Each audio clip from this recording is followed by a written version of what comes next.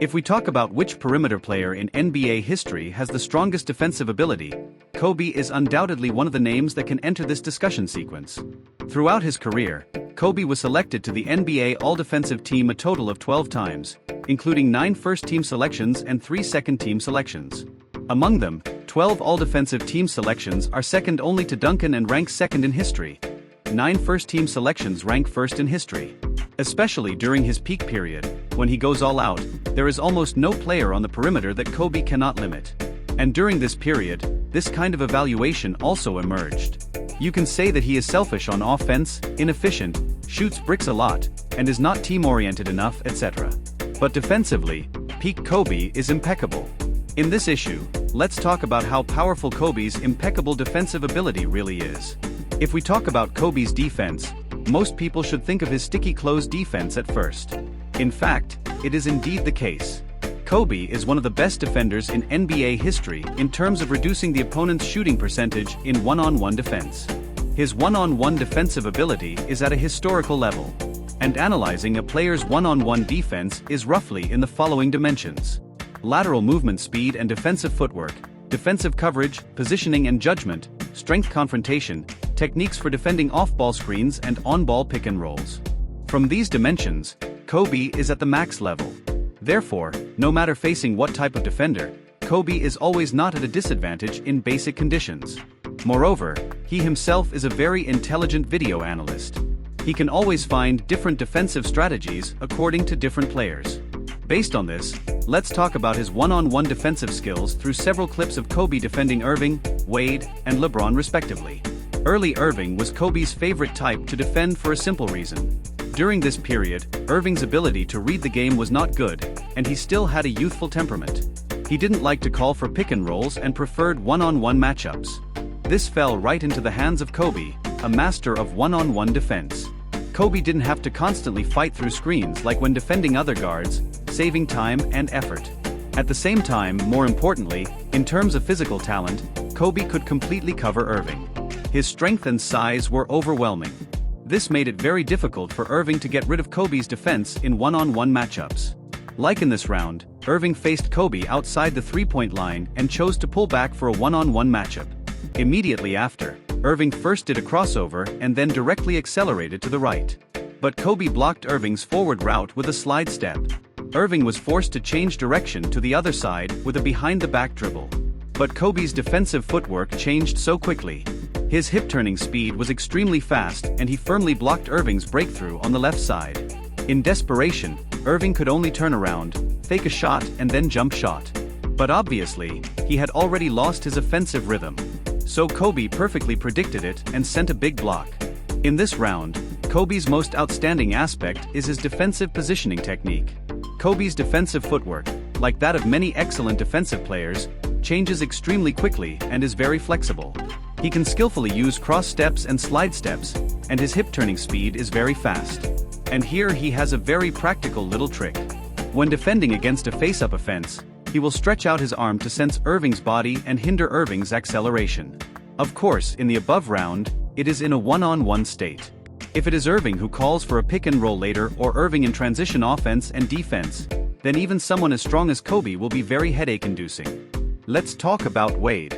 The peak periods of their careers overlap for the most part. Therefore, there was a saying about the competition for the best shooting guard at that time. And both of them had a hard time playing against each other's defense.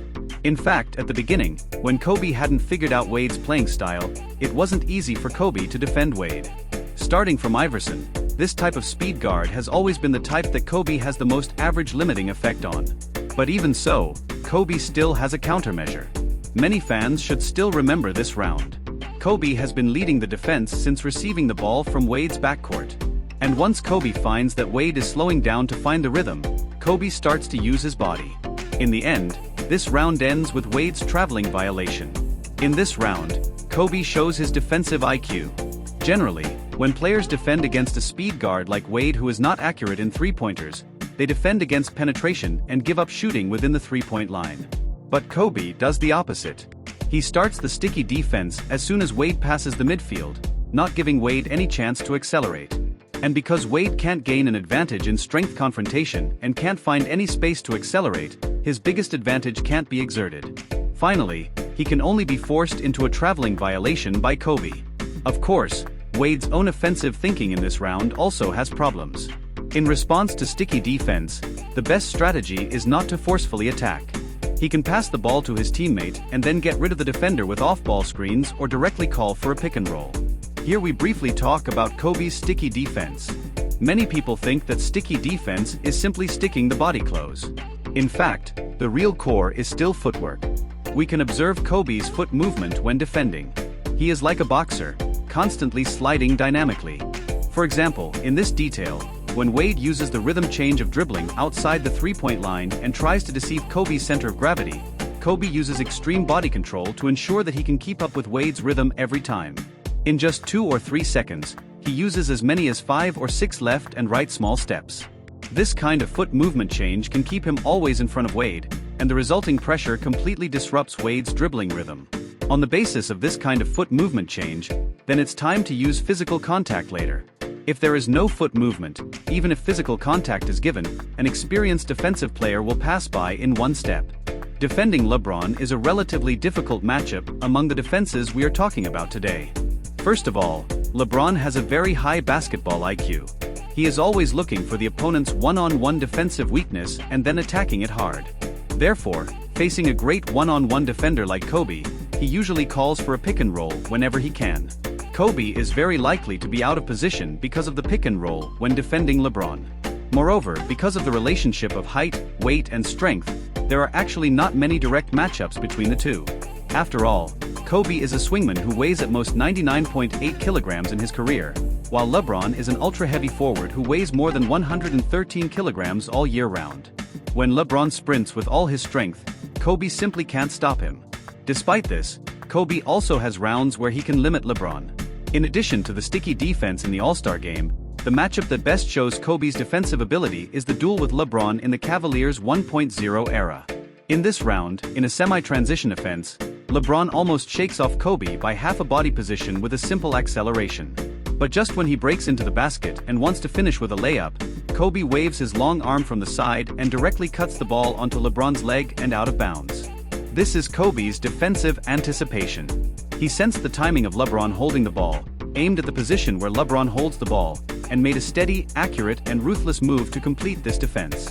When facing an offensive player who is taller and stronger than himself and Kobe can no longer cover his opponent with his defensive area, he often uses defensive anticipation to achieve such a late mover advantage. This is not only the case when defending LeBron, but also when he defends many big men, such as KD. Since we talked about defending forwards, let's extend Kobe's low-post defensive skills here. Because he often plays in the low post, Kobe's ability to front and cut the ball when defending low-post defenses is very strong.